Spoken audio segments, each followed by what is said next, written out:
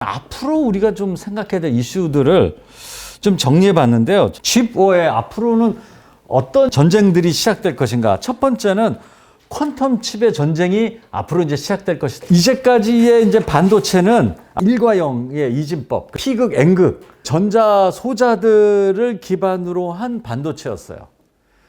근데 이제 여러분들 뭐 단어를 많이 들으셨잖아요. 그 양자 컴퓨터라는 거. 이 양자는 전자보다 더 안에 있는 것들입니다. 이건 이제 빛의 그 소자인데 양자를 이용한 양자 칩이 앞으로의 기존의 어떤 그 반도체 칩을 대체할 수도 있다라는 지금 이제 기술 쪽에서는 그런 이야기를 합니다. 그냥 말로만 이제 양자 하는데 이게 뭐냐? 우리는 반도체 이거 할 때 이제 몇 비트짜리냐 이런 얘기 하잖아요. 그래서 이제 비트로서 1과 0을 하니까 4비트다 그러면 1, 0을 갖다가 이제 4개로 표현할 수 있는 거죠. 그래서 0000으로부터 1111까지. 그럼 16개의 숫자를 표현할 수 있습니다. 기존의 이제 칩으로는. 그런데 이 양자 비트, 이거 갖다 이제 큐비트라고 얘기합니다. 이 큐비트는 10이 아닌 그 안에 어떤 중첩까지도 표현을 할 수 있다고 그래요. 이거 4큐빗이라고 그러면은 4개의 다른 숫자를 동시에 표현할 수 있는 거예요. 양자로서는. 근데 이거 같은 중첩 현상이라고 그러는데 저도 이게 아주 근본적으로 어떻게 되는지 그것까지는 저도 이제 제 영역은 좀 밖이에요. 그러나 하여튼 그 4큐비트다 그러면은 4개의 비트를 동시에 양자에서 표현할 수 있다. 그러니까 한 번 계산으로 4비트를 하나로 그냥 다 줄여서 그냥 할 수 있는 거죠. 근데 이게 만약에 100큐비트다 혹은 뭐 여기 좀 1000큐비트, 10만 큐비트라 그러면은 그 기존의 비트의 그 10만 개 가지의 그 숫자의 조합을 하나로 그냥 계산할 수 있는 거예요. 물론 이 크기도 어마어마하게 줄일 뿐만 아니라 이 속도 자체가 이 연산의 속도가 정말 기하급수적으로 이제 높아지는 거죠. 이건 가히 혁명이라고 볼 수 있어요. 우리 컴퓨팅 분야에. 그래서 뭐 그런 얘기 있지 않습니까? 기존의 컴퓨터가 수천 년 걸려서 풀 수 있는 문제를 양자 컴퓨터는 수분 내에 계산할 수 있다. 그러니까 이거는 정말 또 미래의 드림이죠. 기존의 그냥 그 반도체, 이거 갖다 이제 그 CMOS라고 그래요. 어떤 금속, 산화 처리한 그런 반도체에서 큐빅 반도체로 바뀐다라는 것은 이거는 정말 가히 우리 인류의 또 혁명이다. 이렇게 좀 보는 거죠. 근데 그것이 지금 뭐 구글에서는 2030년, 29년까지 뭐 실용하겠다, 뭐 여러 가지 이야기들을 하는데, 그리고 이것이 오면은 정말 엄청난 변화가 올 것이다, 이런 얘기를 하는데, 엔비디아의 젠슨 황은 뭐, 물론 엔비디아는 지금 그 고성능 그 연산 그 칩을 만들어내는 회사니까 또 그 회사의 입장도 있어서 그렇게 얘기할 수는 있지만은 적어도 10년 안에는 전혀 상용화 될 수는 없다. 앞으로 이게 얼마가 걸릴지 모른다. 이제 이런 좀 이야기를 합니다. 그래서 실용화까지에 대한 좀 그 이슈는 있어요. 근데 여기 좋아지는 것들, 신약 개발이라든지 좀 금융이라든지 뭐 암호 해독, 기후변화. 지금 우리의 칩 가지고는 너무 시간이 많이 걸리니까 정확하게 하기 힘든 그런 일들도 양자 칩으로서는 이제 가능하다라는 굉장히 그 희망적인 기대들이 있긴 한데, 가장 큰 얘기는 이제 이런 얘기를 많이 합니다. 기존의 칩은 분명하거든요. 전류가 흘렀다 1, 안 흘렀다 0. 아주 분명하거든요. 근데 얘는 중간 상태로서 표현을 하는 거예요. 예, 이거 갖다 이제 디코헤런스 문제라고 그러는데, 이 중간 상태를 표현하는 요것이 정확히 딱 떨어지지 않는 거죠. 그러니까 요런 것들을 어떻게 이제 보정하느냐, 오류를 어떻게 보정하느냐, 이거 퀀텀 에러 커렉션이라고 얘기하는데, 이런 것들이 금방 해결되기는 만만치 않을 것 같다. 뭐 이제 이런 이야기들도 있고요. 또 하나는 초전도체의 어떤 냉각 문제, 섭씨 마이너스 273도를 유지해야 되는데, 이 초전도체의 어떤 냉각 문제. 그래서 뭐 얼마 전에 저도 어떤 뉴스에서 또 국내에서 뭐 아주 그러니까 실온상에서의 초전도체를 발견했다. 뭐 이런 뉴스가 한번 나온 적이 있어요. 그래서 화들짝 놀랐는데 또 그냥 쓱 사라지고 이러는 거 보면은 아직까지는 굉장히 좀 큰 문제다. 그 다음에 이제 이것이 정말 이렇게 우리가 얘기하는 그런 100만 큐비트 뭐 이런 식으로 막 확장할 수 있느냐. 겨우 뭐 구글에서 예전에 보면 300 큐비트 뭐 이렇게 얘기하고 있거든요. 그러니까 이제 이런 것들을 어떻게 극복하느냐. 그래서 제이슨왕은 최근에 자꾸 이제 뭐 너무 엔비디아가 잘 나가니까 야, 근데 양자가 나오면 너네 이제 또 쫄딱 망한다. 뭐 이런 얘기들이 있었는데 뭐 제이슨왕은 적어도 10년 안에 절대 이거는 일어날 수 없다. 뭐 이제 그렇게 얘기를 하기도 했습니다. 그러나 하여튼 이 양자 컴퓨터는 우리 앞으로의 칩5의 굉장히 복병이다. 기술적으로 보면은 이제 그렇게 좀 말씀드릴 수가 있고요.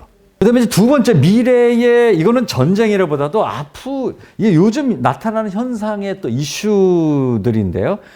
지금 이제 그러니까 AI 시대가 오다 보니까 어마어마하게 이제 AI 센터들을 막 만들기 시작합니다.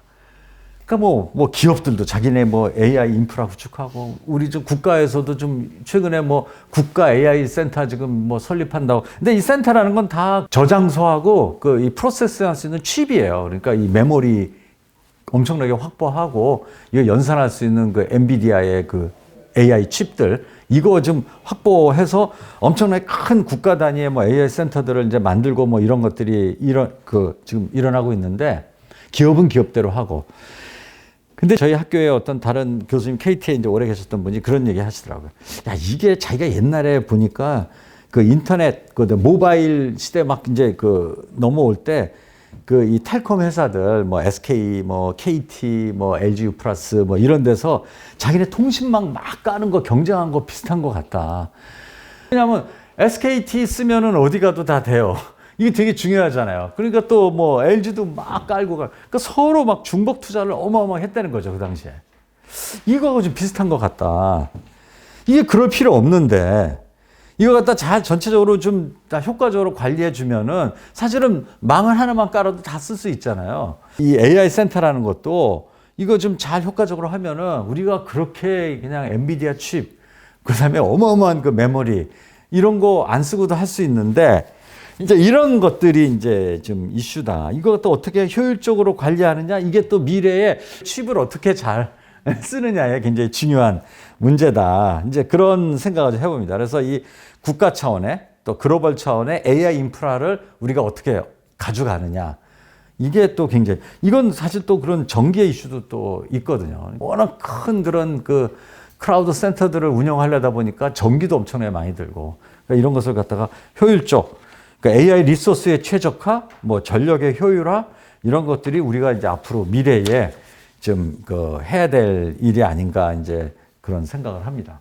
그 다음에 이제는 그 칩은 에브리웨어, 뭐 모든 기기에 우리가 사용하는 뭐 하다못해 뭐 집에 있는 그런 청소기라든지 뭐 모든 거에 이제 칩은 다 이제 장착이 돼 있잖아요.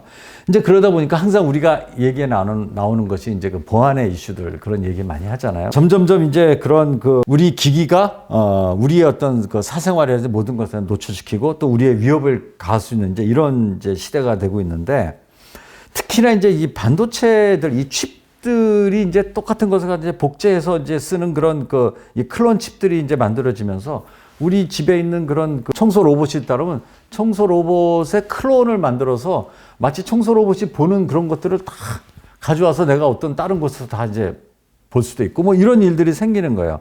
그래서 칩 자체도 우리가 마치 그 자동차도 자동차 번호를 다 넣고 뭐 우리 가전제품 다 기기 번호를 넣어서 이렇게 관리하는 것처럼 칩도 이제는 유니크한 칩 레벨의 어떤 그런 그 아이디, 지문 뭐 이런 것들을 넣어서 칩을 좀 컨트롤해야지 어떤 신뢰성과 보안성이 높아질 수 있다.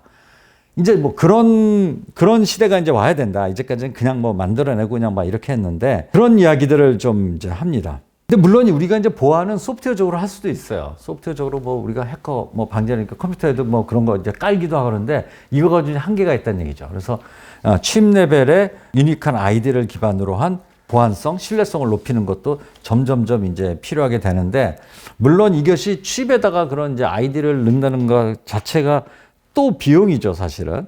그래서 이것들을 어떻게 이제 저가로 어떻게 할 수 있느냐 이런 것들이 이제 이슈가 되겠고 그러나 이제는 그 칩이 뭐 자동차에도 들어가고 모바일기에 들어가고 국가 산업에도 들어가고 뭐 이런 시대이기 때문에 그런 어떤 클론을 방지하기 위해서는 앞으로 이제 이런 것들이 이제 필요하다라는 이야기를 합니다.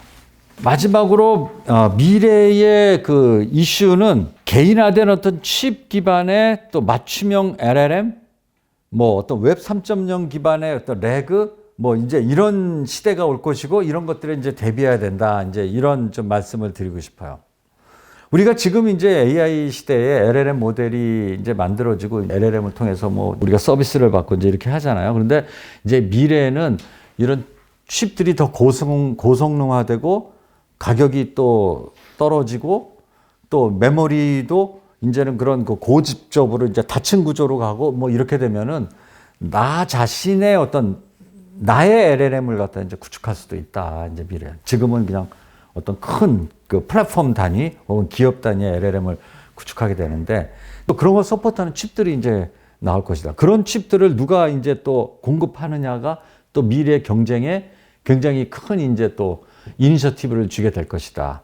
이건 마치 그 일반 그 반도체 전쟁에서 그냥 국방 수요만 하다가 일본이 이제 일반 그 이 전자제품을 확 넓혔잖아요. 이제 그런 것처럼 지금 LLM도 그냥 큰 단위에서만 이렇게 서비스 하다가 그냥 개인화로 그냥 확 되는 순간 이 수요는 또 이제 폭발적으로 일어나는 거죠.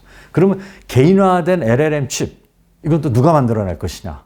뭐 이런 것들이 이제 앞으로의 굉장히 이제 큰 경쟁이 이제 될 것이. 또 하나는 제가 이제 웹 3.0 집안에 이제 제가 또 웹 3.0 포럼 또 의장도 하고 있고 그러니까. 근데 이 웹 3.0이라는 것은 우리가 플랫폼 중심의 인터넷 시대에 살고 있잖아요. 그러니까 우리가 구글, 뭐 페이스북 이런 플랫폼 서비스를 받잖아요. 뭐 우버 이렇게 큰 플랫폼 중심의 인터넷에서 이제는 개인화된 인터넷 시대로 간다. 그래서 개인이 자기 데이터의 주권, 소유권을 갖게 되고 그것을 외부로부터 인정받고 그 데이터가 사용되면은 그걸 보상받고 그 또 자기의 서비스도 개인화시키고 하는 어떤 개인 중심의 인터넷의 변화가 바로 웹 3.0입니다. 이제 그런 측면에서 아까 제가 말씀드렸듯이 LLM이 이제 개인화되고 내 데이터가 내 것으로 소유가 인정되고 만약 내 것을 다른 LLM이 사용하게 되면 그것을 서로 보상해주고 뭐 이런 시대로 이제 갈 것이다. 이제 그런 생각을 하는 거죠. 그래서 그런 측면에서 이제 개인화된 칩, 뭐 맞춤형 LLM 이런 것들이 이제 굉장히 중요해야 될 것이고 그래서 칩 기반의 AI 최적화 또 3.0 생태계와의 연결 이런 것들이 이제 중요하게 되고 그러면서 이제 개인 맞춤형 AI 비서라든지 또 산업에서의 맞춤형 AI 서비스 뭐 이런 것들이 이제 굉장히 확산될 것이다 이렇게 기대를 합니다. 그리고 오늘도 신문에 보니까 그 알트만이 이미 이제 그 AI의 발전은 황해 법칙을 넘어섰다. 모아의 법칙, 죄송합니다. 황해 법칙은 이제 그 삼성전자에서 만드는 거죠. 이제 모아의 법칙이 바로 이제 그 18개월마다 이 반도체의 성능이라든지 그런 그 집적되는 이 메모리의 용량이 이제 2배씩 올라간다는 거 아니겠어요? 이제 그렇게 그 당시에는 이제 예상을 했는데 그 AI는 지금 이 모아의 법칙을 갖다가 넘어서고 있다. 그냥 1년 만에 뭐 90% 이상 막 향상하고 막 이런다는 거죠. 그런 시대가 이제 오고 있는데 이제 그러다 보니까 점점 앞으로 곧 그런 어떤 개인화된 그런 그 AI 서비스 이런 것들이 가능하다. 그리고 이것에 그 또 하나 또 빵 하고 좀 세상을 울리게 한 것이 바로 딥시크입니다. 이 딥시크는 중국에서 만들어냈잖아요. 기술적으로 보면 상당히 어메이징한 거예요. 왜냐하면은 이 친구들은 그런 지금 그 고성능 메모리라든지 그 엔비디아의 최고의 그 레벨의 그 칩들을 중국은 지금 수입을 못하게 해놨어요. 그런데 그 세컨 티어 예전 거 가지고도 돌아갈 수 있는 LLM 모델을 만들어낸 거예요. 챗GPT 같은 것을 만들어낸 거예요. 그게 바로 딥시크입니다. 이 딥시크는 메모리도 적게 사용하고 GPU의 성능이 좀 떨어져도 똑같은 지금 챗GPT와 똑같은 성능을 낼 수 있는 AI 서비스를 만들어낸 거예요. 저도 써보니까 너무 괜찮아요. 챗GPT에 비해서 전혀 떨어지는 것이 없어요. 그런데 이제 얘네들이 지금 이제 그걸 계속 확장시키고 있잖아요. 그러면 당연히 야 이거 메모리도 그만큼 안 들고 그 GPU 성능이 좀 적어도 똑같은 서비스를 할 수 있으면은 이제 점점점 메모리 성능은 작으면서도 똑같은 성능을 내는 그런 걸로 이제 발전할 거 아니에요. 그래서 이제 엔비디아 주가가 막 떨어지고 그렇게 칩 많이 필요 없네. 이제 뭐 이런 생각들을 이제 하게 되는 거죠. 소프트웨어적인 또 혁신이죠. 그러니까 이제 하드웨어 혁신에 또 이 소프트웨어 혁신이 이제 같이 이제 맞물리면서 미래에 또 엄청난 그런 일들이 이제 벌어질 것이다. 이렇게 생각을 하는 거죠. 칩워의 미국을 중심으로 한 어떤 기술의 시작으로부터 산업화의 흐름들, 또 지금 다시 또 AI 시대가 오면서 일어나는 변화들, 또 미래의 이제 양자 시대, 또 미래의 어떤 보안, 또 이제 미래는 소프트웨어가 또 굉장히 또 효율적으로 되면서 또 이 칩이 또 얼마나 필요할 것인가, 이런 어떤 불확실성의 어떤 이런 경쟁들, 뭐 이런 이제 말씀을 드렸습니다. 이 기술의 전쟁은 굉장히 심화될 것이고요. 그래서 이제 그런 얘기를 합니다. 저희 같은 이제 IT 하는 사람들은 이 세상은 두 개의 세상으로 이루어져 있다, 이런 얘기를 합니다. 하나는 우리가 지금 살고 있는 실세계, 우리 이렇게 여러분들 저하고 같이 이렇게 보면서 얘기하는 실세계가 있고, 또 하나는 디지털 세상, 인터넷, 이런 메모리, 이런 걸 중심으로 한 디지털 세상. 사실은 예전만 해도 이 디지털 세상은 이 실세계를 보조하는 그런 세상이었어요. 회사에서도 뭐 전산부서다 그러면은 현업을 서포트하는 부서였었어요. 그런데 이제는 이 디지털 세상의 경쟁력이 현실 세계의 경쟁력을 우지좌지하는 그런 시대로 이제 넘어가고 있고, 그런 측면에서 벌써 오래됐습니다. 벌써 한 6, 7년 전에 MIT의 경영학 웨일이라는 교수님은 보고서에서 거의 한 7, 8년 된 것 같아요. 이미 세상에 어떤 산업, 어떤 기업을 쭉 다 이렇게 평균적으로 조사해 보니까 디지털 경쟁이 있는 그런 산업들이 없는 기업들보다 한 30% 마진율도 높고 이익도 높더라. 이게 바로 6, 7년 전 그때의 얘기입니다. 그러니까 이제는 디지털 경쟁력이 없으면 현실 세계 경쟁력도 없어지는 것이고, 이 현실 세계의 경쟁력만 고집했다가는 도리어 이제 디지털 세상에서의 경쟁력을 놓침으로써 현실 세계의 어떤 헤게모니를 놓치는 이제 이런 시대로 이제 넘어가고 있다. 그래서 우리가 이 디지털 세상에서의 경쟁력을 갖추는 것이 굉장히 중요한데, 이 디지털 세상에서의 경쟁력이 몇 가지가 있는데, 디지털 세상을 구축하는 구축의 바로 핵심은 바로 반도체입니다.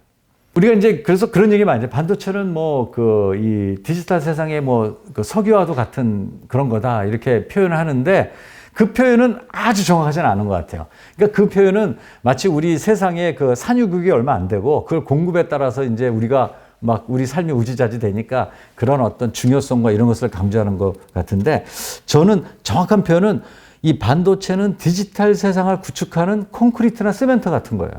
그러니까 우리가 이 빌딩 지으려면 다 콘크리트 있어야 되고 시멘트 있어야 되잖아요. 이게 없으면 건물 자체가 질 수가 없잖아요.